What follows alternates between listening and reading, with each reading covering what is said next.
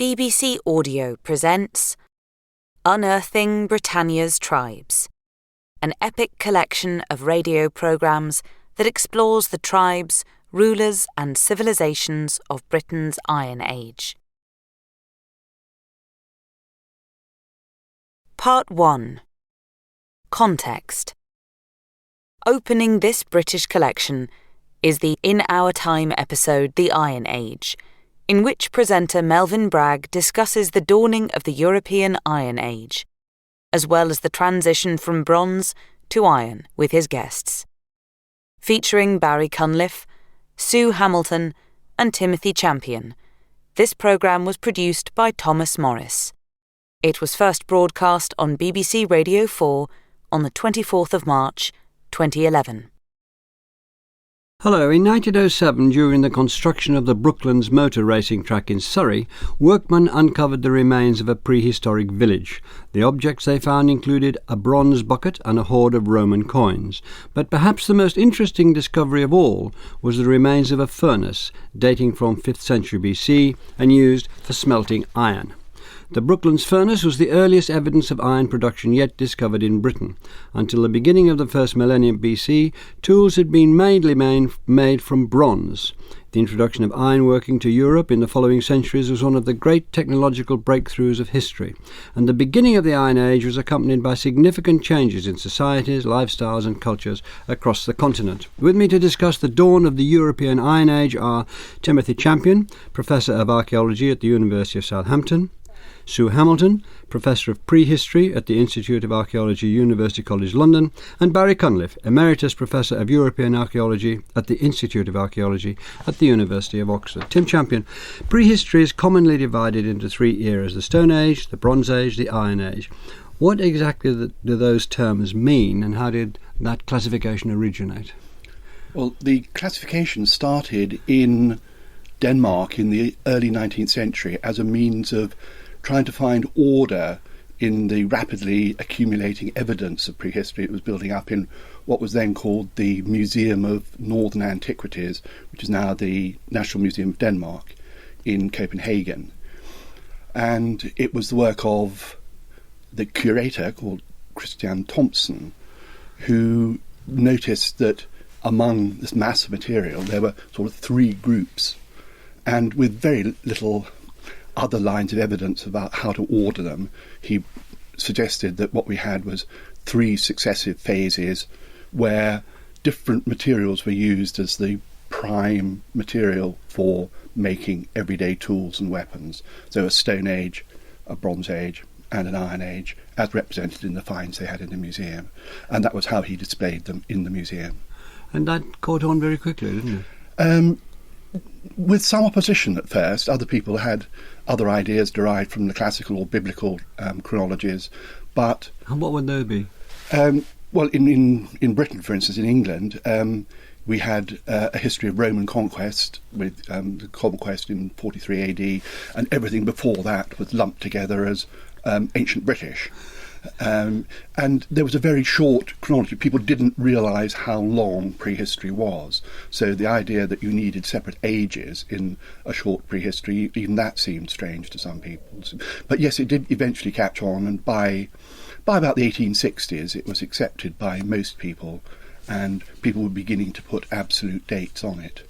We're interested this morning in the transition from the Bronze Age to the Iron Age. Can you give us some approximation of when that occurred? I realise these dates are not only long ago, but very approximate. But very approximate. Given that, yeah. Well, I think the first thing is it happened at slightly different times in different parts of Europe, but probably the earliest transition would be in southeast Europe and Greece from about 1050 BC, and in Western Europe, including Britain, from about 750 BC.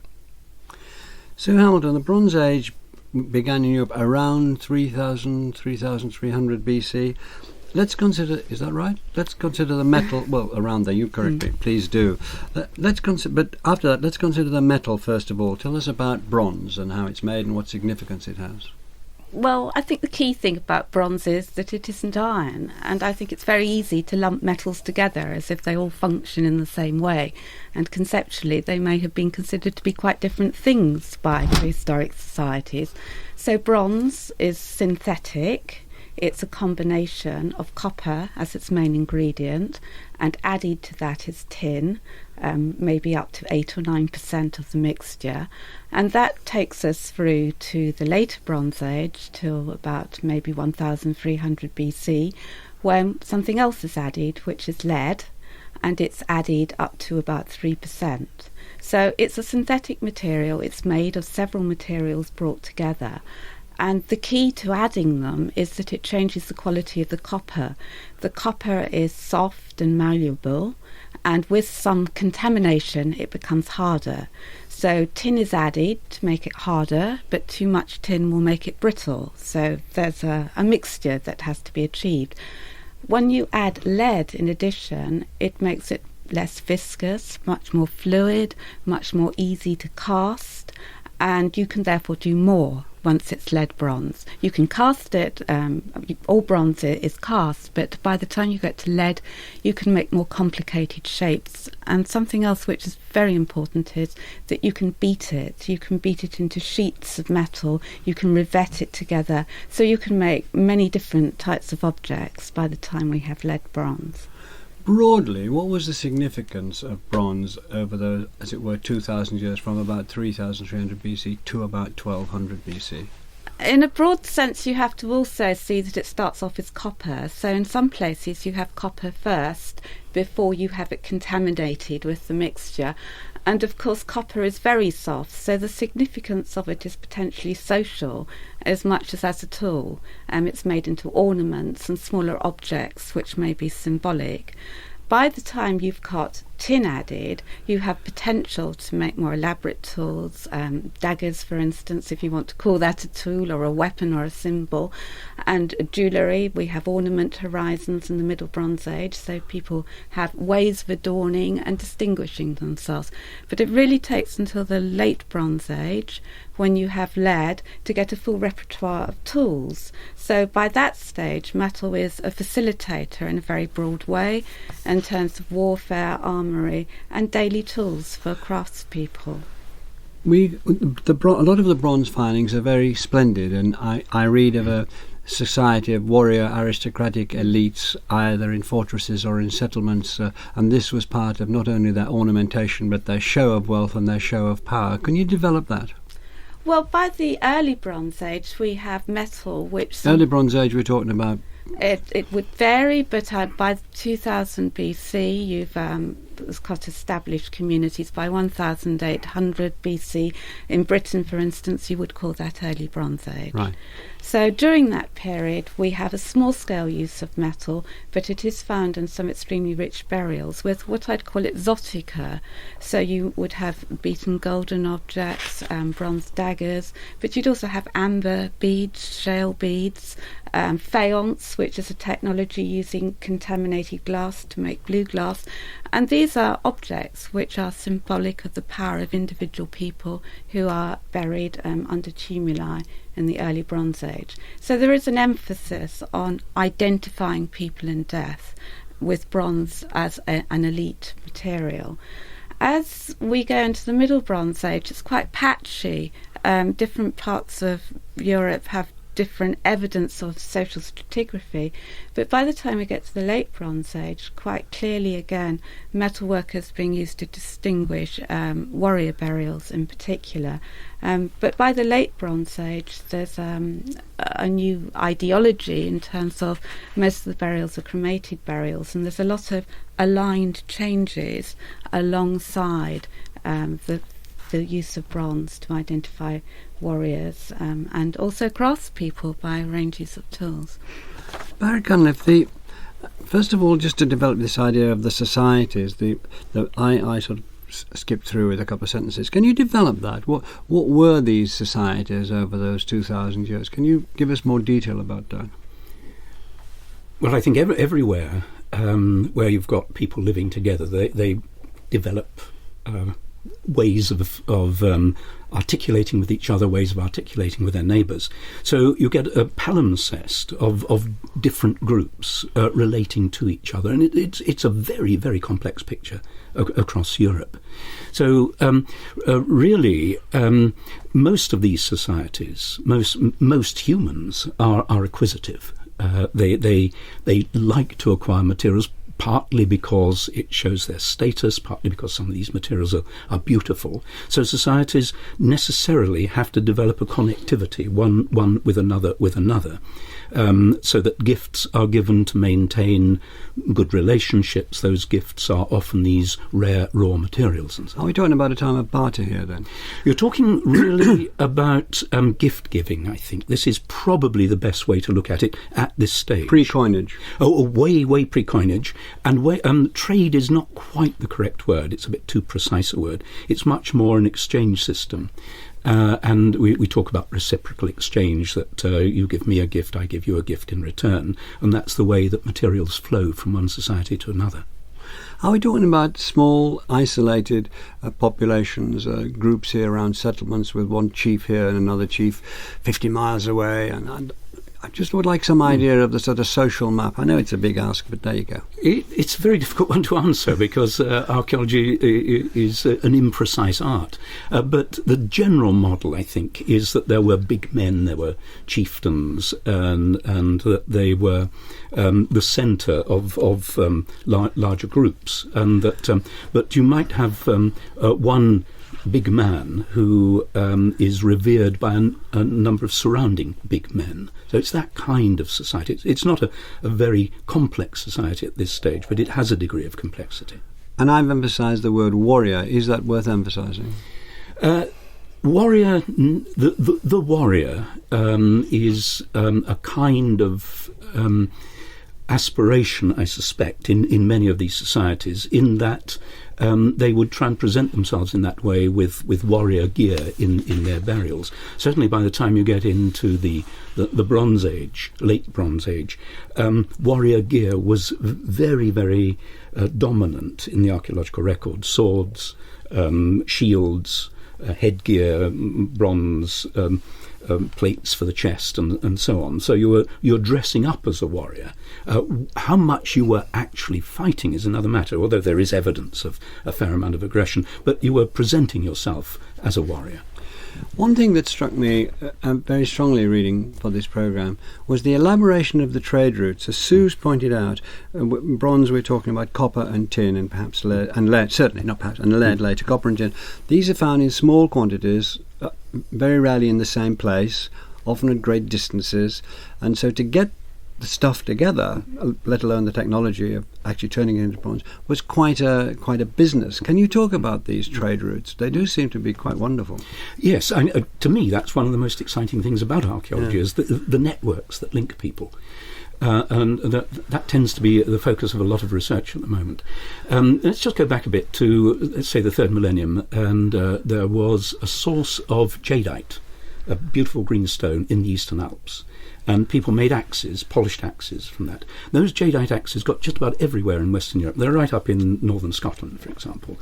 We're talking about 4,000, 3,000 BC. So there must have been very complex networks of exchange, and we can trace them by the distribution of these axes all over Western Europe. You can see how the rivers were important. There were route nodes joining one route to another. Mainly water transport, wasn't it? Yes, a lot of cross-land along the river routes and across interfluves, but also by sea. Sea was very important. Atlantic was very important. But so you've got these networks. They exist. They're there by the time that people discover copper and then bronze. And to start with, as Sue was saying, copper and bronze they're just another material that can be acquired and can show your status. After all, it's bright and shiny, and it's magic to look at it. So that the copper moves into these existing networks. But because, as you say, these metals, copper and tin particularly, very, very rare, or comparatively rare, the movement of these materials becomes, as the materials, as copper and bronze, become desirable, so the networks that enable them to move become more and more complex, and other materials hop into those, like amber and jet and so on. Tim, sorry to land dates on you again, but can you give us some... date man. Can you give us some idea when the Bronze Age came to an end? And there's something called the Bronze Age collapse, or the Bronze collapse. Can you just introduce us to that?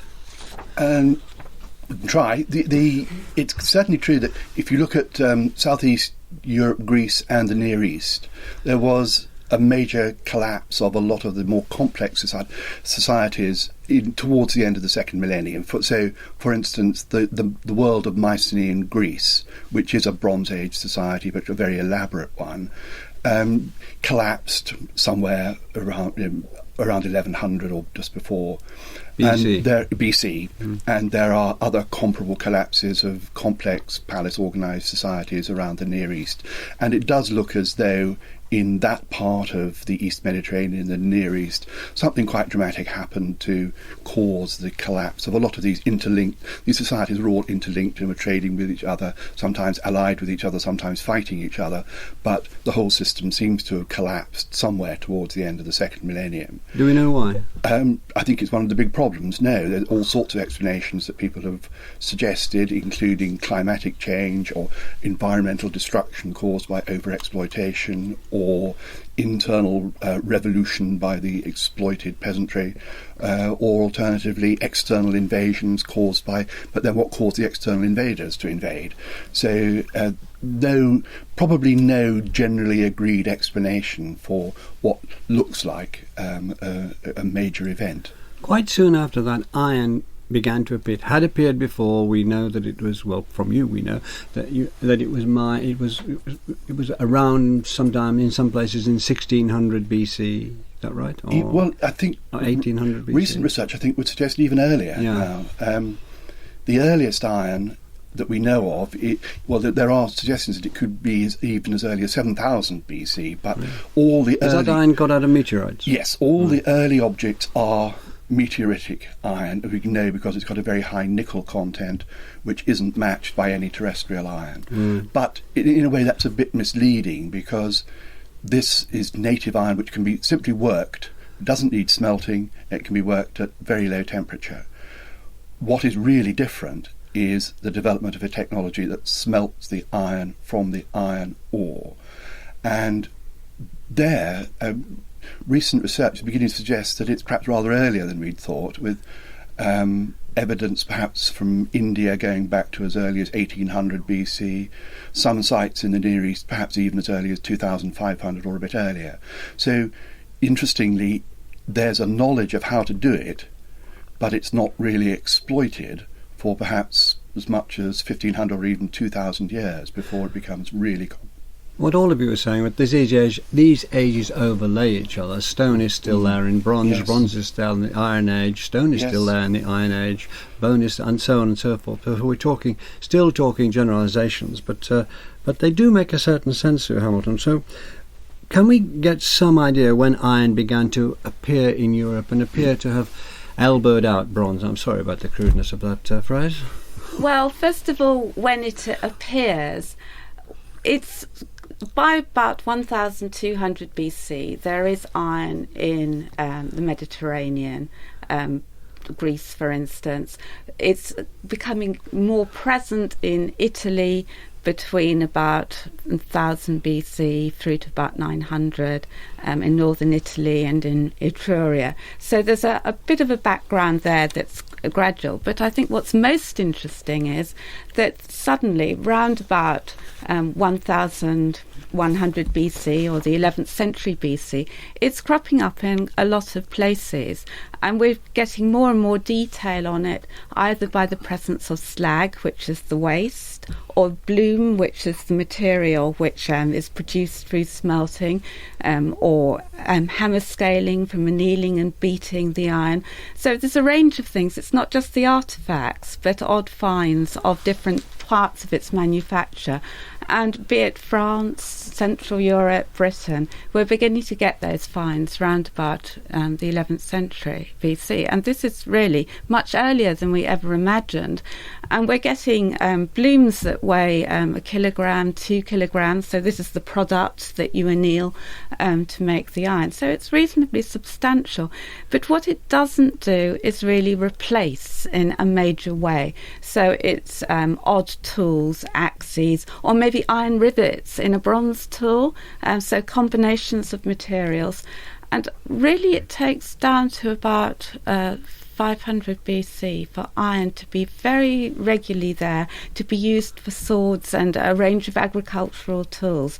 So it's actually quite quick in its small-scale appearance, and then quite slow to really pick up. And of course you'd have to say, well, why? Iron's very abundant. It's not like copper, it's not like tin. It's completely available in most places and where settlement is, because copper and tin are often where settlement is not. So iron corresponds with the best agricultural land. It's in places where there are lots of people, so why is it so slow? And it's what Tim's alluded to. It's the most amazing technology. It is not intuitive in any way. To smelt copper, it's coloured, you can see it, it melts, it flows into a crucible. It's all completely intuitive. You have a golden liquid. But iron, oh my goodness, it doesn't melt. You have to melt the impurity out. You're left with a sort of ugly bit of cauliflower in your furnace. You have to bang it and beat it to get the rest of the impurities out. And it's a dark material. It's dark matter. So I think that's why it's so useful, because it's abundant, but it is completely mysterious and magical to actually create it. Sorry. So this was a difficult technology. I said at the beginning of the programme that this was a big revolution, technological revolution. So can we develop that idea? Is it difficult technology, and how? In what way was it a revolution? What could it do, as it were, that bronze, the stone, and bone couldn't? Well, it is a difficult technology. You're not using it was much as Sue said. You're not using extra high temperatures or very different techniques. You're using much the same range of techniques, but it isn't as clear cut. You get this curious substance which you then have to really work on. So the knowledge of that technology, the knowledge is what really fascinates me. How did that knowledge spread? Yeah. And where did it spread from the old view? And I think there's still quite a lot of good sense in it. The Hittites were producing iron in quite a lot of in quite quantity. Tutankhamun has got an iron dagger and a couple of iron bracelets in the 14th century in his tomb. They probably came from the Hittites in Anatolia. And you get the Assyrians writing to the Hittites saying, can we have some iron now? And the Hittites writing back saying, well, no, sorry, it's not the right time for making iron, and we'll get round to it, we'll send you some eventually, but here's a dagger to keep you quiet for a while. So it looks fairly closely guarded, and then, as Sue said, the technology spreads much more rapidly and much more quickly, and that may partly be. It's very easy to jump on the bandwagon and say it's because, but one of the things that we have to bear in mind is breakdown of this Hittite community in Asia Minor. Might well have disrupted the tin supply coming from Afghanistan.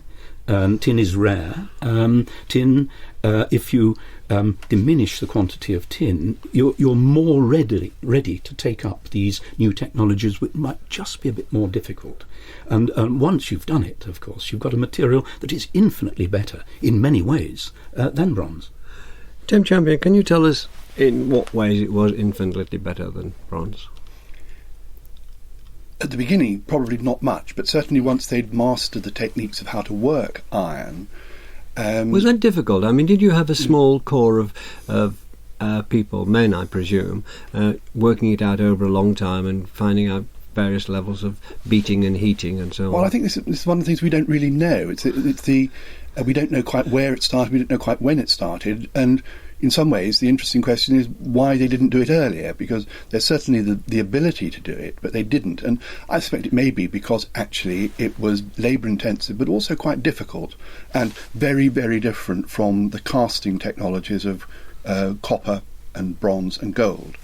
But for whatever reason, it did take quite a long time to master the techniques of the black. First of all, the smelting to produce raw iron, but then the blacksmithing techniques to turn that into workable tools. But once you'd done that, and you learned how to incorporate just about the right amount of carbon to harden the iron, you could produce objects which were much harder, capable of being much sharper, much longer lasting, and hence much more effective as both weapons and tools. Can you give us some specific examples on how they changed things over a few hundred years, Tim? Well, in the early stages, you see some of the earliest iron objects are copying bronze. So some of the earliest iron swords are made in exactly the same fashion as the latest bronze sword. So there's a sort of imitation of that, but that's not necessarily the best way to use it. And I think eventually we find the techniques of of using different qualities of iron, so you harden the edge of a sword, which is something you just can't do in the same way with bronze. It's especially hardened metal along the blade edge. Barry, I'd like to get into the nuts and bolts of this, about what changes this brought about, what the iron was doing better than or superior to or different from bronze, and because it has been talked of as a technical revolution. Well, actually, sort of, let's have it. What happened? Okay. It was a more effective metal for cutting to start with. You could kill people more easily, and you could chop your wood more easily. It's a better metal. Once you've mastered it, once you've, as Tim said, once you've understood that there are different sorts of iron, and you've got to communicate that sense of different sorts of iron, and your skilled craftsman has got to be able to choose the different kind of iron for the right sort of job. But once that is done, then you can use iron, for example, for you can't, of course, cast iron at this stage. You can't reach those temperatures, so it's all wrought iron. You can use it to make, for example, tyres on wheels. You can actually make an iron tyre, you can heat it, it expands, you can drop it over the felly of a spoked wheel and it will shrink onto the wheel. Now that's a very sophisticated technology. You couldn't do that with bronze. You could use bronze in a different way on a wheel, but that really is very sophisticated, making a wheel in the same way that a wheelwright would in the 19th century. You could use the same technology, you can make barrels in the same way. One of the things I think is quite important that iron will allow you to do as well is to make long strong nails, and that enables you to do things with carpentry that you couldn't do before, particularly in shipbuilding. And I think the use of iron in shipbuilding is something that we really haven't looked at enough, and that does revolutionise in many ways travel by sea. How? Well, it means you can make bigger, stronger boats. Caesar, looking, this is a bit later, 1st century BC, but looking at the ships of the Veneti, says they've got these massive foot-square timbers and nails as thick as a man's thumb, which they hammer through the timbers and keep the strakes on the ribs and so on. And you can make really big, strong boats that are capable of Atlantic sailing. And the trade networks were fading away. The old trade networks, either they weren't needed, or there are several interpretations of that event, aren't there? Really? Yes. You still needed copper. You still needed tin, and to make luxury goods, to make sheet bronze for cauldrons and buckets and things like that. So you still needed those. The tin trade was still a very important one, and the Greeks write about the tin trade, getting tin from the Atlantic countries, particularly Britain. So those networks existed, but some archaeologists write about the democratization that iron brings. As we said, it's local. You can find it everywhere. It's a Chairman Mao attitude, getting every Chinese peasant to make iron in their back gardens. It means that everyone can have access very easily to metal. It's a much cheaper thing. The trade changes. Trade is always there. Acquisition is always there. And if it's not focused on one material in particular, the focus changes to another material. Sir Hamilton, so now for a while bronze and iron, well, for a long time, bronze and iron coexisted. Was it? Can you give us the sense, as specific as you can make it, a way that iron was replacing bronze or advancing on bronze? Things were happening with iron that bronze could not do. Well, first of all, it does release bronze to do other things, and we have some of our best masterpieces of Latin or Celtic art or whatever you wish to call it from Iron Age Britain, which come out of the fact that bronze can take up the development of making shields are made, enamelled objects and bronze harness equipment. So it releases craftspeople to focus on bronze in a different way. In terms of tools that change things, as Barry was talking, I was thinking of a few more to add, which really do come in by about 500 BC. There's agricultural tools, for instance, ploughs get iron shares, which means that you can cut the soil more easily on heavy soils, clays for instance. So the Iron Age is very much a period when more landscape is taken up and more difficult soils. It also affects how you take the harvest in, which is very key to supporting populations, because by the Middle Iron Age we have bill hooks for actually cutting the corn, and then by the Late Iron Age we actually have sickles. So the speed of agricultural production and surplus is changed by it. And I was interested in Barry's discussion of the nails, because I think about nails for the large centres of the Late Iron Age, which we have across Europe and to some extent in Britain, which have huge ramparts around them, which Caesar describes, the Wall of the Gauls, which have checkerboards of wood nailed together at every joint and then filled up with earth and wood, which make the most amazing barriers and would be incredibly impressive, as it were, iron-studded walls surrounding the settlements of the later Iron Age or some of the major ones. So, Tim, let's move towards the impact on society now, if we can. The people there, and well, we can extract that from what you've been saying. But still, did iron occupy a different place in society? What differences did it bring to society? I think one of the key differences is that, as I think Stu's already said, it's local. Iron is in fact one of the most common elements in the Earth's crust, and is pretty well everywhere in Europe has got access to workable iron. So you don't need access to these long distance trade routes to get metal. So it is, and certainly by the middle of the Iron Age in much of Western Europe, it's becoming pretty common. It's there. Much of it must have been worked locally, but by the end of the Iron Age, you're beginning to see major centres of production of better iron emerging. So it does become much more readily available as a tool, and it's partly, as you were saying, in these knock-on effects, the producing of tools for other purposes. So that by the middle or later part of the Iron Age, you've got a toolkit which everybody would recognise now: axes, adzes, hammers, chisels, brass files, saws, everything except the screwdriver, which is a much later invention. But they're there as recognisable tools with the impact on everything from agriculture to carpentry to leatherworking, and that must have transformed the whole productive capacity of society. Can we develop that, Barry Cunliffe, please? Can you tell us how society changed? I'm trying to pursue this idea of it changing society, being like, as it were, the next big one perhaps was the Industrial Revolution, but let's... anyway, so can you develop how it changed society? Over 200-300 years, we're... Right, there you go. Well, I think there were major changes in society, but I don't think they were the result of iron. Right. I think that's the issue. There were many, many factors that were at work on European society in the first millennium, which is basically what we're talking about. Tim sort of have explained how iron contributes to that, but it's only one of the contributing things. And if I wanted to sort out a couple of issues that were actually changing society, I would say it's all this connectivity again, links with other people, a sort of globalization of Europe taking place. The horse, the acquisition of the really efficient riding horse from the East, comes in slowly, but it really gets underway about 800, and you can see them in the animal bones.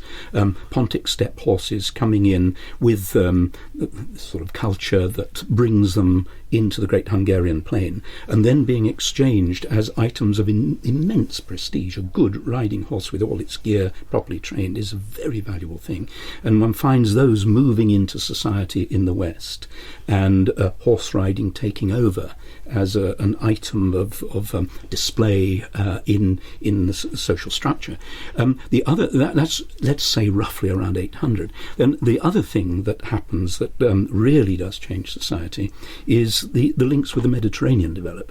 And remember, in this time in the Mediterranean, you're getting the Etruscans are still there. You're getting the Greeks and the Phoenicians wanting to establish trading networks with barbarian Europe to get raw materials and manpower, and around about 600 Greek colonies founded on the Mediterranean coast of France, and those colonies trading Greek gear and Greek ideas and Greek standards into barbarian Europe, and these being taken up by local communities. So lots of things affecting Europe. Yes, so there's a broad movement there, but to narrow it again to our mouton, as it were, Tim Champion, can you talk about how iron changed farming in Britain and how farming changed society?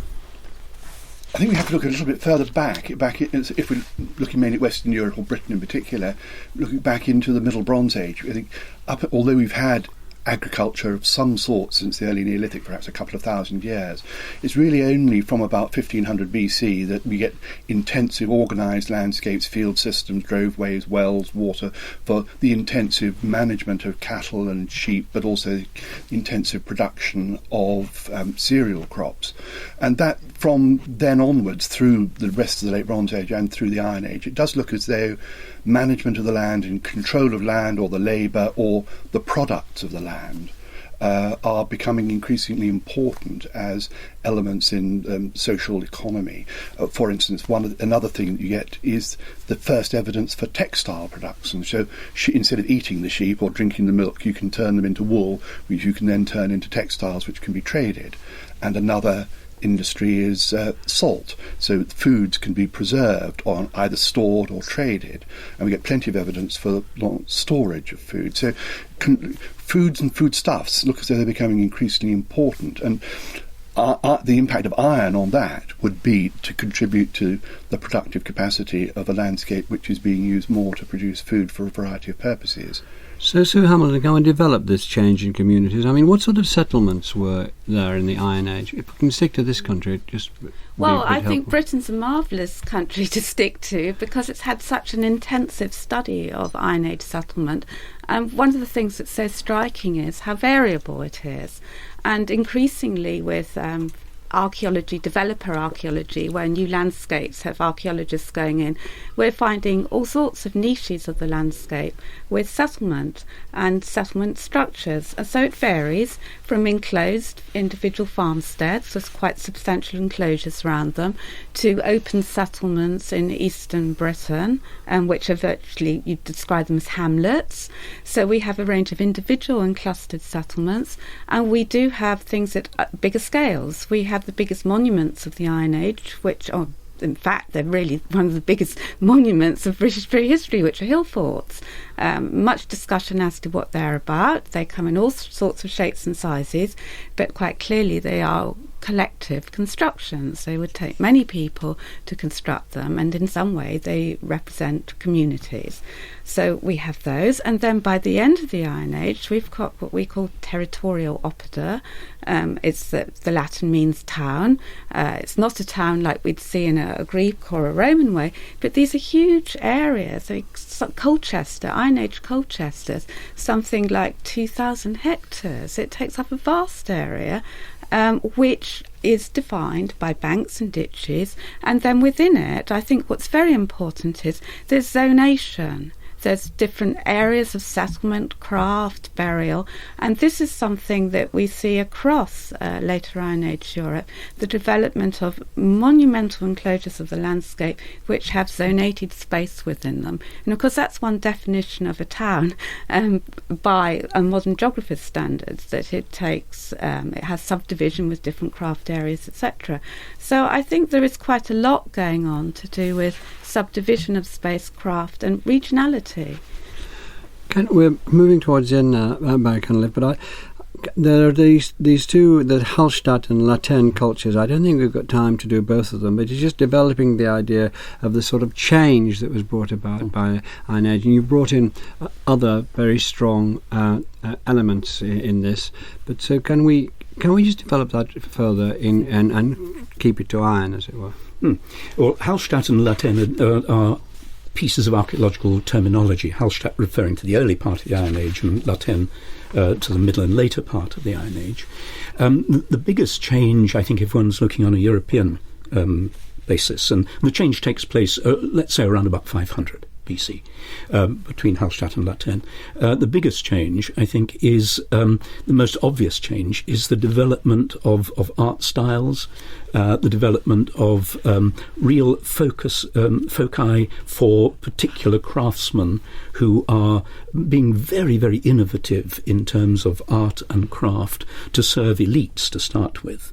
And this is where we get what is broadly called Celtic art coming in, this wonderful free design, tendril-like design, plant-like design with a mystery about it creeping in. And this comes about as the result of an interaction in Europe. It's a real barbarian European development, an interaction between local craft skills and desires emerging from the beginning of the Iron Age, and an overlay of Etruscan and Greek and possibly even Eastern Scythian things, and a melding, a creation of a real identity for the first time. Tim Champion, when did the Iron Age, when did it sort of come to an end, and what replaced it? I think this is really a matter of sort of conventional terminology in different parts of Europe. By convention, we don't really talk about the Iron Age of Greece. We begin to talk about archaic and classical Greece, although it is effectively Iron Age Greece. For much of northern and central Europe, the conventional end is the beginnings of the Roman conquest, so the 50s BC in France, perhaps AD 43 in southern England. But in those northern areas which escaped the Roman conquest, the Iron Age... Why are we calling it the end of the Iron Age, then? It's really just a conventional terminology for organising the archaeological evidence. If we're thinking more, not just in chronological terms, but about technology, some people would say we were living in the Iron Age until possibly the Industrial Revolution, or even that might be the late Iron Age, and we've only just recently moved into the electronic age. But, for instance, in Scandinavia, the Vikings are late Iron Age. And finally, and briefly, Sue, do you think there's so much more, I don't know whether I've got time for this, so much more to discover in the Iron Age it'll change our view of it? Well, I think particularly the ethnographies of ironworkers are very interesting, because conceptually iron is seen as a very mystical material which is gendered and very, it's part of a mythology which I think we can investigate via ethnography. Well, thank you very much for that. Thank you, Sue Hamilton, Tim Champion and Barry Cunliffe, and thank you very much for listening. Part 2. Britannia's Tribes. Next up, we have the essay, Unearthing Britannia's Tribes. This 15-part series takes us on an in-depth journey across Iron Age Britain, from the western reaches of Cornwall to the wilds of Scotland and Wales. Produced by Ellie Burry and Mark Berman, these episodes were originally broadcast between the 17th of January and the 18th of February 2022 on BBC Radio 3.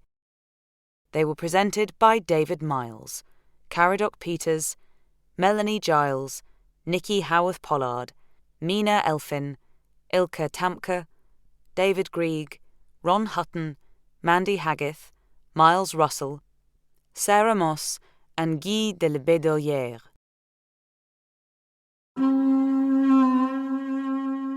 The essay, Unearthing Britannia's Tribes, 15 explorations of the people, lands and stories of this Iron Age island. 1. The Cantiaci by David Miles.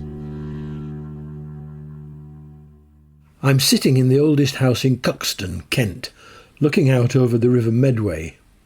The owner, in the late 16th century, made his money by exporting the produce of his estates to London. 1,000 years earlier, a string of Romano-British villas along this valley, belonging to the aristocracy of the Cantiaci, were doing the same sort of thing, including shipping Kentish ragstone to build the walls of Londinium. This is an ancient land. Kent's rivers link its rich hinterland to the sea, to the capital and to the continent. Archaeological excavations in advance of the construction of HS1 and recent road schemes have transformed our knowledge of Kent's deep past. Looking from my study window, I can make out the hillside where we discovered the oldest known farming settlement in Britain, where the first domesticated plants and animals were raised over 6,000 years ago. A picture emerges in prehistoric Kent of densely inhabited and well-cultivated land. Kent settlements became increasingly varied following the arrival of Rome's imperial forces. There were still many native farmsteads, but also sophisticated villas of varying size and wealth, ironworkings in the Weald, salt production sites and potteries on the marshes. New towns appeared, important religious centres with temples and cemeteries like Springhead, ports at Richborough, Dover and Lymm. The Romans established the tribal capital at Canterbury, where their new road from Richborough to Rochester crossed the River Stour. They named the city Duravernum Cantiaci, which means the enclosure of the people of Kent by an alder swamp. So who were the people the Romans labelled Cantiaci, and how did Britain become part of the Roman Empire? A few weeks ago, under a sky the colour of periwinkles, I entered the museum in Arles, in Provence, and stood in front of a bust of a balding, middle-aged man. When a French underwater archaeologist emerged from the murky waters of the Rhône, clutching this marble bust, he gazed into its face and announced, "Mon Dieu, c'est César!" Not everyone agrees, but I like to think that this is an image of the divine Julius. To understand the Cantiaci of Kent, we need to take a closer look at Julius Caesar, the most famous Roman of them all. In the 50s BC, Julius Caesar was a hero, both in Rome and to his army, thanks to his brutal and ultimately successful campaign of Gallic Wars. Caesar was a highly literate warlord who knew how to play politics and realised that ultimate power resided in Rome. Today, he'd probably be a dedicated user of Facebook and Twitter, but in the 50s BC, he wrote up his memoirs every year while in winter quarters and had them published. He became Rome's imperial poster boy, Wellington and Nelson combined, with the literary skills of Ulysses S. Grant. The classicist Greg Wolfe wrote that Caesar's Gallic Wars is selective and self-interested. Nevertheless, for the first time we have a written record of events in Iron Age Gaul and Britain, the names of individuals and tribes, places and the supposed habits and customs of exotic peoples. Britain was emerging from prehistory. Britain and Kent enter the scene because Caesar decided to pay a visit, first in 55 BC and then again the following year. The British tribes in the southeast, he claimed, had been helping his Gallic enemies. They needed to be taught a lesson. There was also a publicity angle. In Roman popular mythology, Britain was a mysterious place occupied by strange barbarians. It lay beyond the Oceanus Fluvius, the ocean which bounded the known world, inhabited by sea monsters, ruled by arbitrary spirits. Only a man of special qualities like Caesar could lead his troops into such unknown and dangerous territory. Archaeology has now shone light on this Roman myth. Migrant farmers, merchants in gold, tin and scrap bronze had been sailing these waters for centuries, so Caesar was not entirely in the dark. He knew the name of Cantium, Kent, from his geographical sources, which went back to Pytheas of Marseille in the 4th century BC. The name Cantium refers to a location, not to a people, and means something like land on the edge, appropriate for its position on the southeast corner of Britain. Caesar tells his audience, of all the Britons, the inhabitants of Kent, an entirely maritime district, are by far the most civilised, differing little from the Gallic manner of life. Inland, the Britons are stereotyped as long-haired, woad-daub barbarians, dressed in animal skins and living on a diet of milk and meat. Plus they had peculiar wife-swapping habits. These inlanders, Caesar writes, are native to Britain, while the southerners are descended from immigrant Belgic Gauls. Archaeology confirms that Kent was studded with Iron Age farmsteads. Communities lived in thatched roundhouses and practised mixed farming. In spite of what Caesar claims, so did much of Britain. Since the later 2nd millennium BC, British farmers had become more productive, clearing woodland, creating extensive field systems and trackways to organise more intensive arable and pastoral farming. Textile production was important, and the development of iron technology led to new tools and weapons. Distinctive Iron Age pottery types in Kent indicate contact with the continent, as does the arrival of the earliest coinage and wheel-thrown pottery. British society in the south was becoming more stratified as rival local kings struggled to expand their territories. Recently I followed in Caesar's tracks from Arles, past the sites of his Gallic battles, to the Channel. I arrived in Pegwell Bay, Kent, in early November. In 2,000 years, the Kentish coast has shifted. Some harbours and the Wansome Channel have silted up. The chalk cliffs have eroded, losing land and archaeological sites to the sea.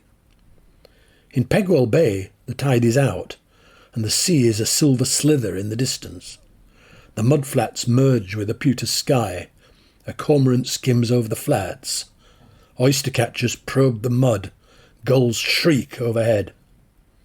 To the north, the bay is edged with white chalk cliffs.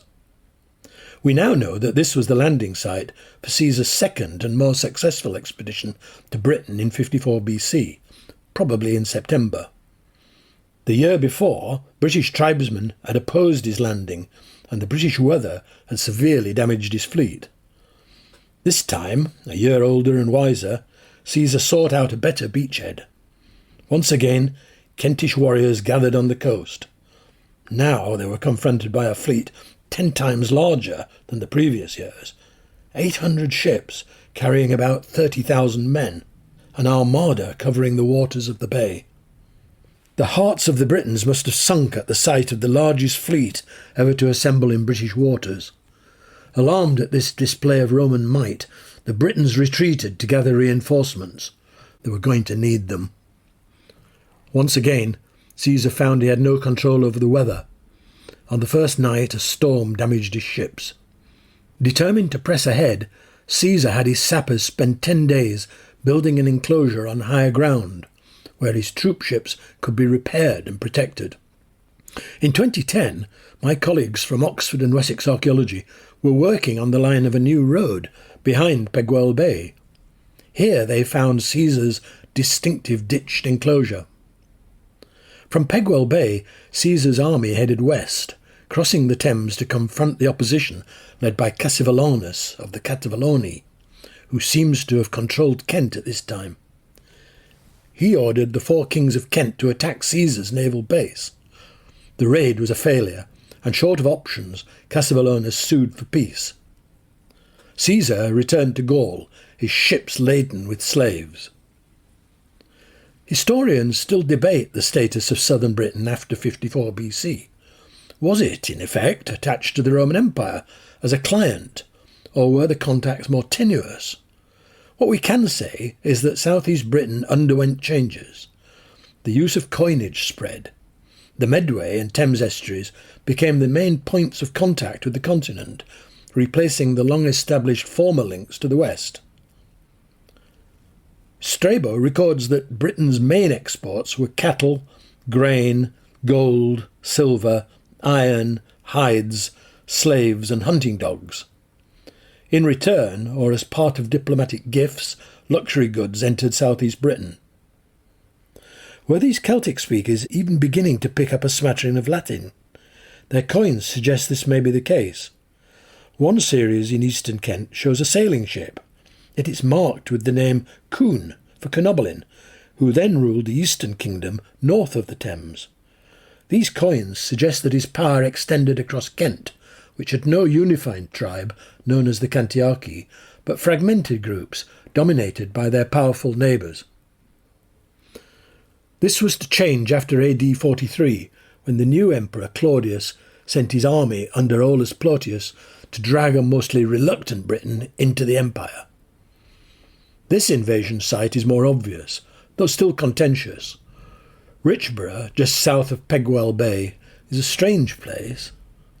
Excavations have left a landscape of manicured trenches, along with the walls of later defences and even a small late Roman Christian church. The sea has retreated, and the erect towers of the Pfizer factory now dominate the landscape below the site. Claudius's army built a defended base at Richborough. Later, an impressive victory arch provided both a landmark for ships and a formal gateway to Britain. Rome's system of imperial control depended upon towns, some, like Arles, known as colonia. These were bases for veteran soldiers who were granted land and a stake in the new province. Others were tribal capitals, where control lay largely in the hands of the tribal elite. If there was no strong sense of tribal identity, then they'd manufacture one. And this was probably the case at Canterbury.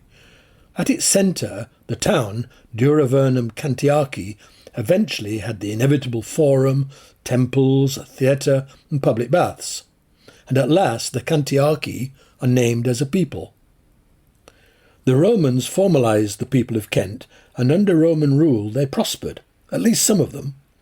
Across the Medway Valley from my house lies the villa at Eccles, one of the richest in the area. Its early plan suggests the influence of architects from the Somme Valley in Gaul. Gradually its owners added bathhouses, mosaics, and the ultimate status symbol, a swimming pool. About 15 rich estates are known along the lower Medway. Here and in the Darrant Valley, the wealthiest members of the Cantiaci clustered together. My favourite mosaic, at the Lullingston Villa, graced the dining room floor. Here Europa rides the bull, and Bellerophon bestrides Pegasus, while slaying the Chimera. There's even a quote from Virgil's Aeneid on the floor. About that time, or shortly afterwards, the family became Christian. They were still proud to display their classical culture. New discoveries have revealed a hierarchy of settlement, from the elite villas to substantial farmhouses, some, like Thurnham on the edge of the Weald, developed from Iron Age settlements. When Caesar and Claudius arrived with their armies, the people of Kent resisted Rome. 3 centuries later, they probably took it for granted that they were citizens of the Roman Empire. Did they regret the collapse of Roman control and the passing of their way of life? The villa owners certainly. It would take another 1,500 years for a country house, like the one I'm sitting in, to be as comfortable as those occupied by the aristocracy of the Cantiaci.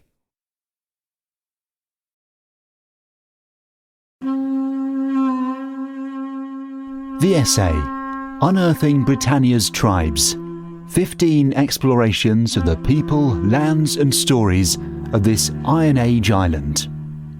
2. Cornwall, by Caradoc Peters. Hearken those place names that existed in Cornwall during the Iron Age, surviving in Roman records. The rivers Tamaris and the Canio, the promontories of Belerion and Orcium, and the inland settlements at Deventio and Uxellis. These are relics of an ancestral Celtic language. The vast majority of contemporary place names remain Celtic and in the Cornish language. Although I am Cornish, I experienced Cornwall twice as a newcomer, first returning from Nigeria at the age of 10, and then a second time after working for many years abroad. This time, influenced by anthropology as well as my knowledge of archaeology, I began to see things that I never noticed as a teenager. I explored everywhere I could in Cornwall, viewing landscapes and monuments that were new to me. It is not so much the impressive nature of Iron Age monuments, but where they are placed and how they fit into the landscape that captured me.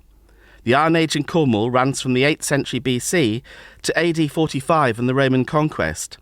It hovered between an ancient landscape of nature spirits and one where the living and the dead inhabited close but separate parallel worlds. It was a place of many small fragmented communities, paradoxically at the cutting edge of new developments. Trade networks from the south coast to the Celtic and Irish seas had to pass its perilous coasts, some in search of Cornwall's minerals, especially tin ore.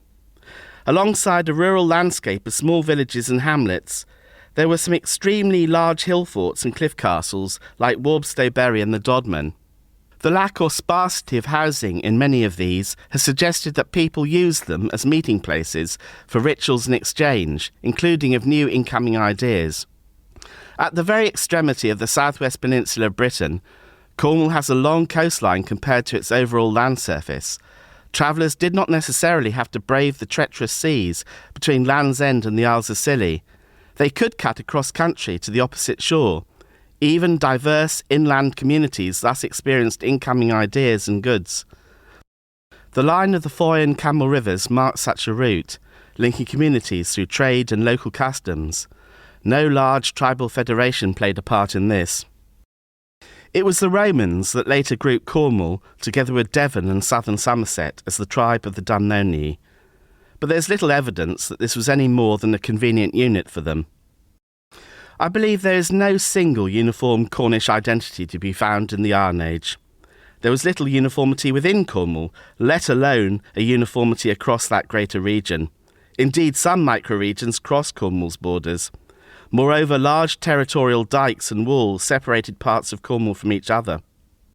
Many people might wonder at this point how Cornwall fits in with Celtic identity. When I became a bard of the Cornish Gorseth in 2014, I followed in a long tradition of cultural revivalists. The organisation is like the Welsh Eisteddfod, with its annual ceremonies of robed bards, music, poetry and other activities. It unifies diverse strands of interest in promoting Cornish culture. My interest is in understanding how the Cornish identity came about. Cornwall both identifies as Celtic and retains its own Celtic language. The key question is whether this identity stretched back into the Iron Age and even the Bronze Age. It is highly likely to go back at least to the Iron Age, but not with the label Celtic. Before the 18th century, Celts in Britain were known as Britons. With the Acts of Union of England with Scotland and Ireland, a term for the non-English components of the Union was required. This term came from linguistics. Breton and Welsh antiquarians Abbé Pezeron and Edward Lloyd linked modern Celtic languages with the ancient Gaulish language of Iron Age France. They adopted the term Celtic as the overall term for these languages from the name of a Gaulish tribal federation. The Cornish language was included. Before the Iron Age, though, it is hard to say when Celtic languages emerged in Cornwall, or indeed anywhere. Outside of language, there are other means to investigate identity. Avoiding all the pitfalls of trying to protect modern identities back in the past, there is a growing interest in archaeology to see the past from the point of view of people in the past. One indicator of this is art. Artistic influences of the Iron Age re-emerge in Britain and Ireland, including Cornwall, after the Roman period. Elements of its curvilinear designs reappear, showing an enthusiasm to link back to times past. Cornwall and the Cornish people were first recorded in the 8th century AD, so these terms cannot be applied with certainty earlier. The name may originally have meant the Horns, the peninsulas of Land's End and the Lizard. The linguistic and artistic elements mentioned above, though, suggest the Iron Age at least formed a background on which the post-Roman identity was formed. Back in the Iron Age, Cornwall was a hybrid of the old and the new, meaning that elements of cultural continuity may extend further back in time in a less explicit manner. Among the new elements were large settlements with high banks and ditches, part of a trend across Britain and wide parts of Europe. This trend found its way to Cornwall. These hill forts and cliff castles unusually enclosed rock formations, like those at Trynddinas near Porthcurno, and ancient round barrows and cairns like at Trevelgy Head, Newquay. In this regard, I was very fortunate to have worked with Tony Blackman, a former headmaster, who helped found not only the Young Archaeologists Club in Cornwall, but in Britain as a whole. Those young people discovered additional features built in and around natural features and monuments, many never noticed before. Tony was an excellent example of how much local community groups help and how much we as archaeologists value them. Take a walk through the landscape of the Iron Age, and you could see older natural and cultural features within the earthworks of Iron Age fortifications. Here and there, barrows and cairns claim a stake of the ground between roundhouses, like the enormous platform cairn at Shari Tor within Router Hill Fort, a towering sentinel over the marshes to the north. Such monuments contain the remains of ancestors and some ashes and charcoal of trees, possibly ancient, and some even the remnants of stone tors. Tors are stacks of rounded boulders which occur naturally on hilltops on Cornish moors, scarred by the salty winds that cascade in from the Atlantic. These features continue to inspire great reverence. For example, the cliff castle of the Ramps contains 3 sugarloaf-shaped hillocks. 2 of these were on an enclosed promontory. The third is a separate sea stack, visually located between the first 2. Similarly, at Gurnard's Head Cliff Castle, there are impressive rock formations within the cliff castle. In this instance, part of a child's skull was found in one of the ditches, adding to the idea that this was a richly significant place. Cliff castles and hill forts near the coast mark the ominous boundary between sea and land. Down in the lowlands, there were other types of settlement. My first excavation was just such a one, an enclosed round at Short Lane's End near Truro. Despite torrential downpour, I was entranced seeing the outlines of this hamlet with its storage pits and roundhouses and its gate. The remains really brought home the ordinary life of people back in the Iron Age. Rounds like Short Lane's End were smaller than hill forts and had banks and ditches, constructed more to stop livestock entering them than being defensive. Not all settlements were enclosed though. For instance, the small village of Boudicca in the far west of Cornwall. Boudicca has garden walls and roundhouses set within a saddle of land containing rocky outcrops and loose boulders. In a way reminiscent of the Shire in Lord of the Rings, the walls incorporate these landscape features and maybe also once ancient trees. Indeed, one roundhouse had its dry stone wall circling a large flat boulder. The boulder thus became the floor of the house. Light shone through the entrance with a fireplace in the centre. Often pots or other artefacts were sealed under the walls as ritual protection for the house. Settlements were surrounded largely by small regular field walls, low and not sufficient to keep out animals. They were primarily created to manage crop rotation. In the first years they would grow cereals, followed by peas and broad beans, followed in turn by a year with no crop. Crucially, the livestock would be on the moors during the warmer months. If later historic traditions are anything to go by, young women would look after the livestock during the warmer seasons, while the rest of the community attended to the crops, haymaking, fowling, hunting and fishing. Think of the children's story Heidi for a comparison, where a young girl goes to live in the mountain pastures to help tend the sheep and goats. Those young women would have lived in temporary dwellings like the roundhouses built into a former boundary bank on Loudon Hill on Bodmin Moor, or in the ring cairn on Stannon Down, repurposed as a simple hut. In the lowlands of West Cornwall, there's a mysterious monument type called a fugu, from the Cornish word for cave. Fugus are underground passages lined and capped with stone. They have been variously interpreted as hiding places from conflict, storage places for dairy products or ritual chambers.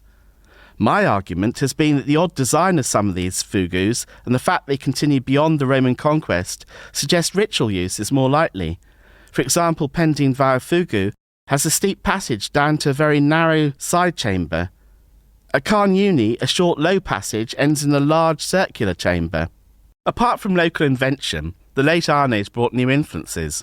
The arrival of goods from the Mediterranean, like wine in containers known as amphorae, spoke to trans-channel routes from neighbouring Gaul. Indeed, a local type of pottery, cordonware, mimicked North Gaulish amphorae. The nearest main channel port was Hengistbury Head in Dorset. Goods needed transporting further, though. The sea routes around Britain made Cornwall the nodal point to reach the Irish Sea and western coasts of Britain from the south. Another change, perhaps due to Mediterranean influences, was a switch in burial traditions. people stopped interring human remains in and around houses. Instead, they transferred the dead from settlements of the living to those of the departed. Long kiss burials, coffin-shaped arrangements of stone slabs, were constructed in cemeteries near the settlements. This meant that the dead had their own parallel world, separate from that of the living, maybe in the manner of an underworld, like Hades. Death became final, rather than a stage in the cycle of birth and death, as prevailed earlier in Cornwall. One particular burial raises questions about gender roles in the region. A kiss burial from the island of Briar in the Isles of Scilly, west of mainland Cornwall, published by fellow Cornish archaeologist Charles Johns, contained an odd combination of goods. The dead person's biological sex could not be determined. The goods included a polished bronze mirror, finely decorated on its reverse side. Such mirrors were exclusively female items in Britain at the time. The accompanying sword, scabbard and shield were usually associated with men. Perhaps it's just that high-status individuals only tended to be men, but not exclusively. We know of the existence of female chiefs like Boudicca and Cartimandua, and there are female burials showing battle wounds too. Perhaps the Briar chief was a woman, benefiting from the wealth generated by trade networks. The cliff castles were part of those networks. They could be seen from the sea, and may have not only helped guide sea transport, but also identified landing places where ships could stop for provisions. Trevelgy Head near Newquay is a cliff castle that has impressive banks and ditches, but which are easily circumventable at low tide. The earthworks were therefore more for display than for defence. The inclusion of prominent Bronze Age barrows within the earthworks may indicate a key location for calling on help from the ancestors. The Iron Age turns out to be a formative period in Cornwall's past, as many of its cultural traits would resound through the ages. From burial traditions to ancient settlements to artistic influences, the Iron Age became a reference point for later periods. Indeed, the medieval theatres of Cornwall were often constructed within the earthworks of rounds, and some even became churchyards.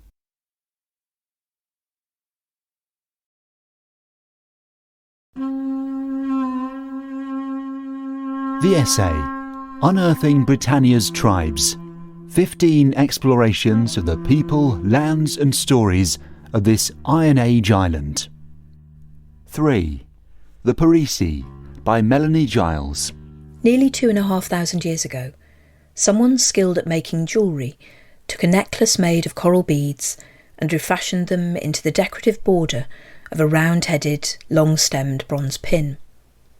The beads range from a bleached white bone colour to rose and rust, and archaeologists think that these rare objects originally came from the Mediterranean. Perhaps this explains the care with which the pin maker cut them down to make a circlet of beads. The ring head is cross-quartered by 4 bronze arms, each set with these smaller, knobbly dabs of coral, pinned with slim rivets of bronze. It looks like a wheel with spokes, and it has a rilled, ribbed effect which for a moment dazzles the eye and seems to set the pinhead spinning. It is a small marvel of Celtic art, made in Yorkshire. The antiquarians who excavated the burial in the 1890s at a cemetery called Danes Graves found the pin behind the head of a middle-aged woman. They thought it had been used to hold up a bun of luxurious hair, but it could also be a cloak pin used to gather a shroud around the body. Of the woman herself we know little, and as an archaeologist this dismays me. My job is to find the stories that lie behind the lives and deaths of prehistoric people. Instead, what I have is the small but special object buried with her, and it is these artefacts that I have been exploring recently with other colleagues as part of the Gravegoods project. Gravegoods matter, quite literally, because they were objects taken from life and, as those antiquarians put it, devoted to the dead. This puzzled the elite gentlemen scholars of the Victorian and Edwardian periods, for whom wealth was to be acquired, hoarded or invested, and finally bequeathed to offspring. The burial of things defied not just their own Christian beliefs, but their economic logic. As a result, they interpreted Gravegoods as an index of wealth, a proxy for the power these people wielded in life, based on the character, quality, or sheer number of objects interred with them. Yet other writers were not so sure, seeing the smaller tokens of life interred with the dead as a strange kind of material affection for people loved and lost, whose passing was marked with things. This woman, with her wheel-headed pin, lived in an area associated with a tribe known as the Parisi. Well, that is what the Romans called them. Some see in this name an echo of ethnic origins in the Paris Basin, and the burials found in this part of Yorkshire from the 4th to the 1st century BC do indeed show a borrowing of ideas, art and technical knowledge from the continent. We are only just beginning to use the scientific techniques of ancient DNA and isotope analysis to trace the origins and movements of such people, and identifying first-generation incomers will always be tricky. Yet it is likely that small groups of incomers arrived on the east coast and made their way onto the Yorkshire wolds, with its big skies and dramatic chalk dales. This was not an empty landscape, though. It had been occupied for thousands of years by barrow builders of the Neolithic and Bronze Age and the hunter-gatherer communities of the Mesolithic before them. Undoubtedly, newcomers came, they settled, and they seemed to have found a way to belong. So were they the Parisi? We learn this name from Ptolemy's 2nd century AD Geographia, based on earlier descriptive cartographies. But we have no idea whether the people of this region actually thought of themselves in this way. Unlike other areas, they struck no coinage minted with a name. There are no stone-carved declarations of tribal identity, no kings stamping their mark. Others have translated this name from the Celtic to mean the spear people, and this region is indeed famous for this most simple, underrated and deadly of Iron Age weapons. Nor do we just have one name. Ptolemy goes on to describe other sub-tribal groups, the Gabrant Vichys, the horse-riding, colt or kid fighters. Was this an echo of the particular Iron Age expertise with ponies that the region excelled in? I do not deal with names. The people I dig for left no written records. It would be an arrogance on my behalf to name them until we know for certain that this was how they named themselves. Instead, I deal with the traces, the fragments they left behind. The round houses of wattle and daub with thatched reed roofs, the open settlements they built, with not a fence line between them, that speak of communities that differ to those of the hill forts of the south or north. Perhaps this explains their openness to rare newcomers. Their burial rite is what makes them famous, distinctive cemeteries of small square barrows, in which we find rare chariot burials. Here, the dead lived alongside the living, flanking the trackways that rilled the valley sides, or the junctions of linear earthworks that carved rights of way through the chalk for access to pasture, springs and streams. The Yorkshire wolds they lived in are one of Britain's hidden gems, with high penny plains of chalk to the northwest, riven by steep dales. To the north is the Vale of Pickering, and to the west the Vale of York, ancient wetlands, traversable by narrow ridges of sand or raised gravels. The peaty deposits here yielded plentiful bog ore for smelting into iron, for swords and ploughshare tips and chariot wheels. But the eastern side of the wolds is gentler, with wide open dales like the Great Wold Valley, broadening out into the Vale of Holderness. Our Iron Age communities made use of all these areas, farming on the chalk soils, pasturing their stock on the high wolds, and droving cattle down to seasonal wetlands. Fishing, game hunting and trapping supplemented their diet of wheat, barley and beans, fat hen greens and hedgerow fruits, honey, salt, beer and meat. For a funeral they favoured mutton, a leg set aside for the dead, often placed in a locally made pot, but occasionally a pig was slaughtered for a more special send-off. In Yorkshire, to be buried with ham was still a matter of pride in the last century, although this had come to mean a good send-off at the wake, rather than the joints of meat given to the dead. In the early 1990s, I excavated one of the trackways along which the dead gather, worn by hoof and wheel and weather into parallel ruts. Scraping away the slightly sticky loam, I imagined the vehicles that had passed this way, from sturdy farm carts to the lighter-built chariots. These vehicles were everywhere in Britain. We find fragments everywhere. Snaffle bits, terrets, rings through which the reins ran, and linchpins that held on their iron-rimmed tyres. Yet apart from rare outliers in Scotland and Wales, only the people of this region buried them with their dead. The chariots would have been pulled by sturdy little British ponies, capable of reaching speeds of around 30 miles an hour. This was the top speed of the early steam locomotive rocket, rumoured to be fast enough to cause your eyeballs to fly out. They favoured ash for flexibility and strength, and the bronze and iron chariot gear itself is a delight, moulded into bumpy-lipped turrets and linchpins designed to look like the raised hoof of a pony about to canter off. Celtic art is full of these little bits of humour, but also powerful symbolism. It must have brought delight as well as courage to those riding in these vehicles. These chariots were not weapons for the battlefield so much as vehicles of intimidation, and as the story of Boudicca tells us later, stages for oration. Chariots did more than this, though. They collapsed time, compressing the landscape and human connectivity through speed. They were indeed a marvel.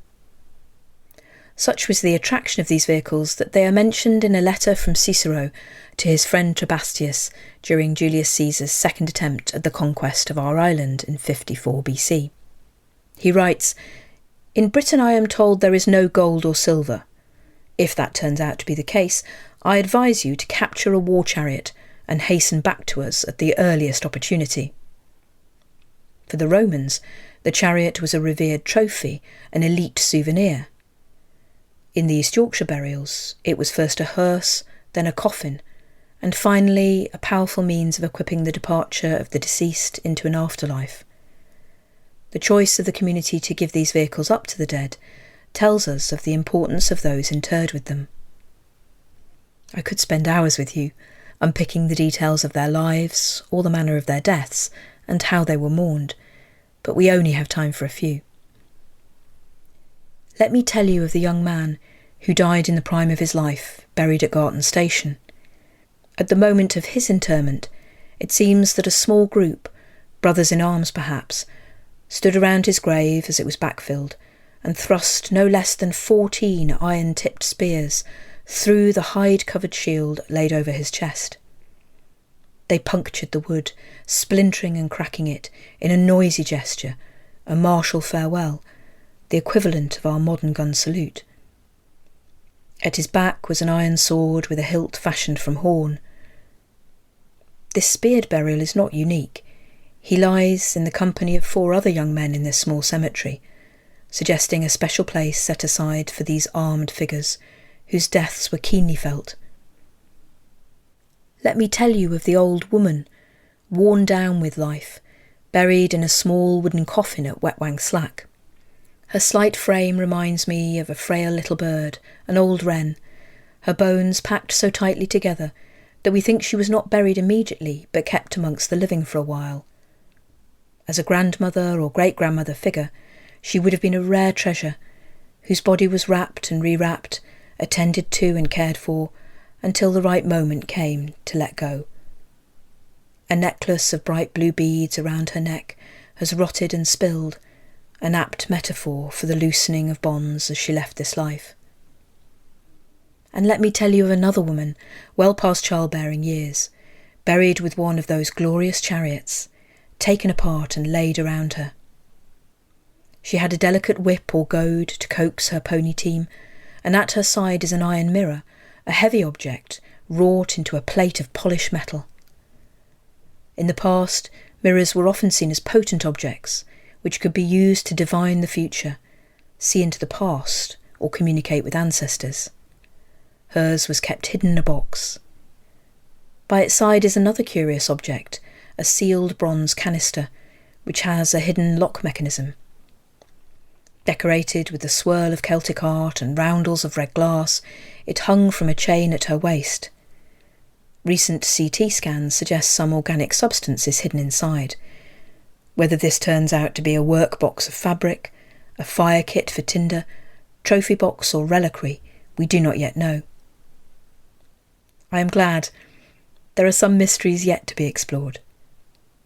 So this is where I leave you and the people of East Yorkshire, whose true names will never be known. The speared man, the little old wren woman, the mirror-wielding female charioteer. The grave goods interred with them give us charismatic figures, powerfully equipped with curious objects that were not just used to tell stories of their lives, but mark the relationships they had made and how those identities were being refashioned in death. Moments of violent grief, moments of tenderness, a reluctance to let go, and a great noisy send-off. In these burials we can sense some of our own ambiguous feelings around loss and bereavement. We can learn from them, not just about our past, but about what it is to be human. So I will leave you then, with the Danesgrave's lady, whose wheel-headed pin continues to spin before our eyes, leading us on new journeys into our past.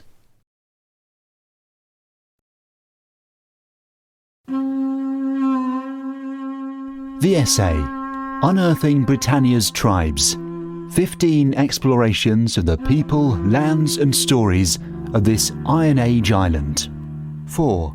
Queen Cartimandua and the Brigantes, by Nikki Howarth Pollard. Some very specific images spring to mind when we think about Britain's female rulers. Elizabeth I, deathly white and surrounded by men she could not sleep with. Mary I, fond of vodka, tomato juice, and using Protestants for firewood. Boudicca, driving a chariot through the reputation and lives of the 9th Legion for calling her ginger. However, ask the average British person to give their thoughts on Cartimandua and you will most likely get a blank look. On first hearing Cartimandua's name, forever linked to her more famous contemporary Boudicca, in a saint and sinner pairing passed down through the ages, I do recall being stumped by the lack of information about her. The fame of those brave enough to stand up to the Empire has lasted. Vercingetorix is a French hero, and Boudicca's statue in London proclaims her place in English history, yet both individuals were defeated. Cartimandua kept her lands and her people's independence for almost 30 years during the conquest of Britain, so why had I never heard of the first hereditary queen to rule any part of tribal Britain in her own right? I scoured the ancient literature looking for clues, cursing the fact that Latin had disappeared from my school curriculum the year before I took my options. I stood on windswept Iron Age fortifications up and down the country, trying to get a sense of her environment. I was mesmerised by the opulence of the Snettisham talk, that braided, beautiful Iron Age wonder of gold and silver, and fascinated by the many other artefacts I examined, but they did little to advance my quest for answers. The horned god Terret, that later graced the cover of my book, was slightly different, as it epitomised the mystery that surrounds Cartimandua. Even now, having literally written the book on her, there is very little that can be definitively stated without question, and I chose this piece to reflect that uncertainty. Experts cannot agree on its exact age, and its provenance is unknown. I was entranced by its strange nobility, the cool feel of the metal, the faded colours of the once bright enamel, the wonderful detail in the thick moustache and strong jaw that can only be seen up close, and the sheer presence of the object that stands only 64 millimetres high. The horns, in this case, were accidental, as the original chariot fixture would have had a complete rain-bearing loop, but as a horned god could very easily have been one of the native Brigantian deities, it seemed an appropriate representation. To build a picture of the elusive queen, I began with the universally accepted evidence. Cartimandua was a hereditary ruler. She did not marry into the royal family. It's likely that her main seat of power was the immense Iron Age complex at Stanwick in North Yorkshire. The array of high-status imported Roman goods found there would certainly seem to suggest this, but it cannot certainly be proclaimed. However, analysis of the earthworks at Stanwick shows that it was an important royal site, designed to impress, not to protect. If this was Cartimandua's main palace, it suggests that her relationship with her people was largely peaceful, the complex was not a fortress but a gathering place for the Brigantian tribes. I remember so many things about the process of researching Cartimandua, falling and then rolling down the side of Warham Camp Hill Fort in Norfolk and landing covered in mud at the bottom of a ditch, with a renewed appreciation for the Icenian construction industry. Being shown the Stannic fortifications by Percival Turnbull, the amazing archaeologist who'd worked on the excavations at that site in the 50s, and crying with laughter over a pie and a pint at the pub as he regaled me with stories about his boss on the dig, the legendary Sir Mortimer Wheeler, the endless patience and kindness of Colin Hazelgrove and Simon James from the University of Leicester in answering my inane questions. The one thing I don't remember is where I first encountered the Brigantian Queen. Not only was the Roman world a man's world in the extreme, where women only wielded power through their husbands, their sons or their lovers, it was the world of the victor, and as we know, they are the ones to document events for posterity. Our only sources of information about Cartimandua were written by Romanised authors for a Roman audience. As we have no surviving tribal accounts of that period, we're forced to examine the only material available to us, however biased it may be.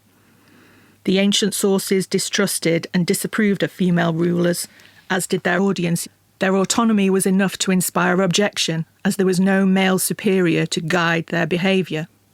Powerful empresses and queens were often categorised as either masculine, Dio's description of Boudicca, or sexually improper, Tacitus on Cartimandua.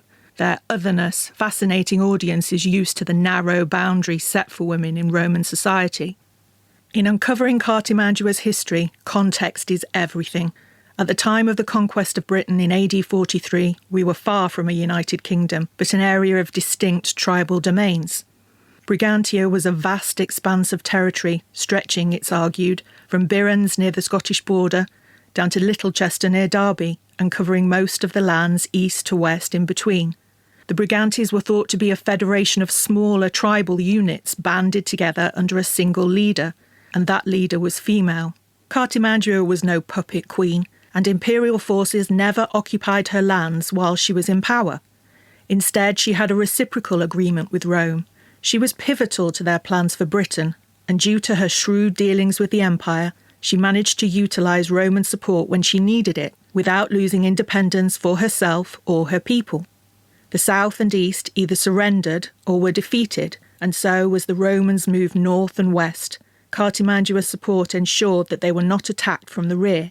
This may not seem very patriotic, but patriotism requires a nation and a united people. Rich and influential Romans would not have wanted to hear about the political adeptness and tactical skills of the Brigantian queen. So like the modern-day celebrity-hungry media, the Roman authors obligingly turned to the scandalous. Accusations of adultery and betrayal taint her memory, and unfortunately, even today, you will still read about the power-hungry seductress and the betrayer of freedom fighters. This is quite common, for as Rupert Brooke said, history repeats itself, historians repeat one another, and so the same tired old myths and stereotypes are perpetuated. The rebel that Cartimandua was accused of betraying was a tribal prince named Druids, used to wealth and privilege, as his father was one of the friendly kings in the province. Not content with such influence, on the death of his father in AD 41, he and his brother invaded a neighbouring kingdom, ruled by another friendly king, who fled to Rome, and persuaded the new Emperor Claudius to annex the prince's lands. Although often described as a freedom fighter, Druids was not fighting against oppression or for the freedom of his tribe. In fact, he showed a pattern of cowardly disregard for the welfare of those that he had persuaded to support him in his rebellion. Once defeated in AD 43, he established a pattern of persuade, fight, lose, and flee, by abandoning his own people, who faced Roman reprisals for his resistance, and then bolting to Wales, and repeating the procedure with 2 other tribes. With barely a glance behind him, as the survivors faced the consequences of his defeat, Druids even left his own wife and daughter to be captured, whilst he escaped to Cartimandua's lands. The Brigantes were only saved from being added to this growing list of casualties by the intervention of their queen. Like Elizabeth I after her, Cartimandua was not about to lose her throne to a scheming and opportunistic rebel. With her own position and the safety and prosperity of her people at stake, She captured Caractacus and handed him over to the Romans in AD 51, a decision for which she's been universally condemned ever since. Caractacus was later pardoned by the emperor. He lived out his life in exile with his family in Rome. Certainly a much better fate than that which befell the survivors of the tribes he had begged for support and then abandoned to face the wrath of the conquering imperial forces. Yet Cartimandua has been branded a traitor and a collaborator for this act, although she owed no loyalty to Caractacus. This dangerous and fickle rebel was the one who'd betrayed the trust placed in him by his own people, and the two other tribes that he'd treated as disposable cannon fodder. As many great rulers have found, it's often not possible to be popular and to be respected and feared. After Cartimandua divorced him, her ex-consort Venutius gathered support and tried to provoke a rebellion in the 50s AD, forcing her to seize his relatives. Undaunted, he tried to attack the kingdom, but was sent packing by the Roman doorman brought in to aid the queen. His name was not down and he was not coming in. Peace lasted for almost 10 years until the civil war in Rome in AD 69 coincided with the queen marrying again. Modern sources talk of Cartimandua's adultery at this time, an interesting accomplishment given she'd been divorced for at least 12 years. Her ex clearly had issues about moving on, and Venutius timed a second attack on her kingdom to coincide with an internal revolt provoked by the unpopularity of her new marriage. This time he was successful in taking the throne, and the Roman doorman regretted telling him on their first meeting to come back here if you think you're hard enough. Cartimandua was rescued from danger by her Roman allies, but lost her sovereignty after decades in power. This was a move swiftly regretted by her subjects, as their ancestral lands, their freedom, their independence, and their prosperity disappeared as soon as their queen was gone, and Brigantia was swallowed up into the empire. Venutius, Caractacus, and Boudicca had much in common. They did not rule in their own right, but only had status because of their relationship to someone else who wielded power: Caractacus' father, Boudicca's husband, and Venutius' ex-wife. They have all been described as freedom fighters, but far from being lifelong opponents of Rome, the three rebels enjoyed the wealth and power that their relatives' friendship with the empire provided for many years, and only resisted once these privileges and riches were taken away. Cartimandua did not help Caractacus or Boudicca in their fight against Rome. It was doomed to failure, and the Brigantes had nothing to gain from joining the rebellion. They had no need to avenge abuses or fight for their freedom. Their queen had ensured that her lands were never occupied by imperial soldiers, and her people would have benefited from the rewards for her support of Rome. I've never understood why Cartimandua is relegated to a few unflattering lines in the Boudicca story, but her choices are usually viewed through a clouded lens. If a dangerous burglar broke into your house and threatened the safety of your family and children, would you consider yourself to be a traitor if you had him arrested? Cartimandua was not Queen of Britain. The Brigantes were her only responsibility and concern. As the predators of Rome circled her camp, she roamed the perimeter, keeping her people safe from attack and occupation by whatever means she had at her disposal. Had she been a man, the historical narrative would no doubt have been rather different. Cartimandua's success was based on a shrewd appreciation of the reality of her situation. She could not be faulted in her royal responsibilities, so she was accused of immorality in her private life. Boudicca was viewed as the saintly, wronged wife and mother, despite slaughtering the inhabitants of Camulodunum, Verulamium and Londinium, and Cartimandua as merely the power-hungry seductress, but their decisions affected their tribes in very different ways. Boudicca brought destruction upon her followers, but Cartimandua's subjects only suffered once she was no longer there to protect them from Rome. Cartimandua's fate is uncertain, as she disappears from the sources after her rescue. I believe that the scandal provoked by her second marriage could have been caused by her taking a Roman consort. This would have been the final straw for those factions in the kingdom who had fought against an alliance with the empire. Married to a Roman, and most likely a Roman citizen herself, there was only one place to go. Exile in a palatial Italian villa is a quiet end to such a dramatic saga, but somehow fitting for Cartimandua, forever a queen, surrounded by the might of Rome.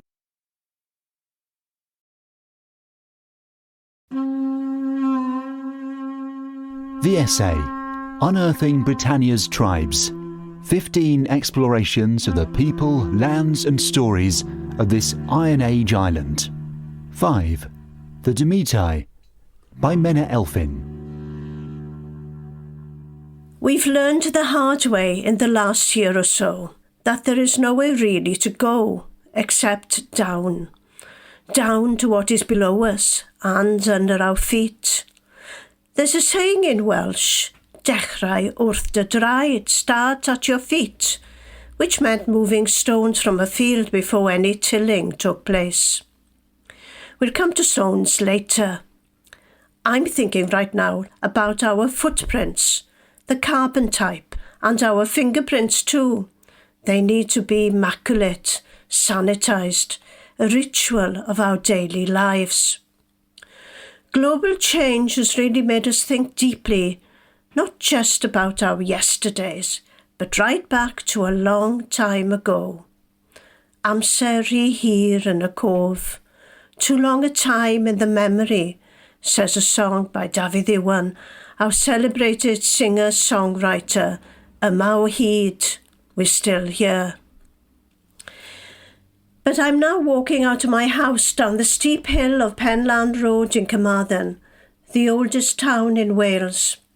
I passed the last workhouse which saw the unrest of Rebecca rioters and their turnpike protest in 1843. It's good to see that the pigeons today have nestled themselves nicely inside the ruin and its broken windows. I walk further down the street, and suddenly I am aware that I'm now stepping back into a time when the Demetae lived here and were later assimilated with the Romans who came to this Cynefin, this habitat. The Demetae and the other early Britons, later known as Celtoi, even later still as the Welsh, managed to coexist peacefully with the Romans, something that makes me pleased as punch. That cannot be said of all the Welsh tribes. Maybe that explains why the Demetae and Dyfed also appear to be the only tribe who survived the conquest period and Roman occupation, with their homeland and tribal name intact. As I walk along the narrow streets, I can touch the same stones that the Romans used to build this town in those early centuries. And they're still standing and built on the Roman grid. The Latin name Oridinium was given to the military fort and later the town itself. Why is this so exciting, you may ask? Well, I sense a measure of equilibrium in the pattern of a fortress surrounding the town. The entrance is now a roundabout that's called Yr Hen Dderwen, the Old Oak, because underlying the Roman features, there remains another forceful character we forget at our peril in Carmarthen, Merlin, Myrddin Wyllt in Welsh. And it was there that a stump of a tree named by him stood, and his prophecy that if the tree was ever removed from its place in the middle of the roundabout, then Carmarthen would come tumbling down. Well, the tree is now safely encased in another part of the still-standing, thriving town. Back on foot I carry on with Edward Thomas's roads in mind. Roads go on while we forget and are forgotten like a star that shoots and is gone. It's one of my favourite poems, and roads do go on, especially the Roman kind, straight and often narrow. A neighbour of mine once asserted that every time she'd walk a certain straight Roman road nearby, she could still hear the Romans talking. When I asked her what they said, she dismissed it by saying that they only whispered so that she could not hear. This perhaps is far from being strange in Wales, as we believe in the unseen order, the thin places, the misty world, steeped in the Mabinogi where nothing is ever very distinct and all possibilities lie open. I cross over to Little Water Street, and then to King Street, and down by the parade and near the River Towie, where the Romans came and went, bringing back goods from, yes, many countries in Europe. There's even a house in the parades called Bryn Roma, where Roman baths were discovered a century ago. Further to my left is a priory, where a monk transcribed early Welsh verses, a mixture of 13th century secular and religious items, and also passages purporting to come from ancient times, including a dialogue between Myrddin, Merlin and Taliesin. All these are contained in the Black Book of Carmarthen. Some of the verses are truly remarkable and convey the love of nature and also a love of pigs and piglets. O little piglet, o happy poker, don't dig about in your sty. Helo fwch chi'n bach, nid hawdd y cysgaf, oherwydd twrw'r trystwch sydd arnaf, on the top of the mountain forage in the hidden place.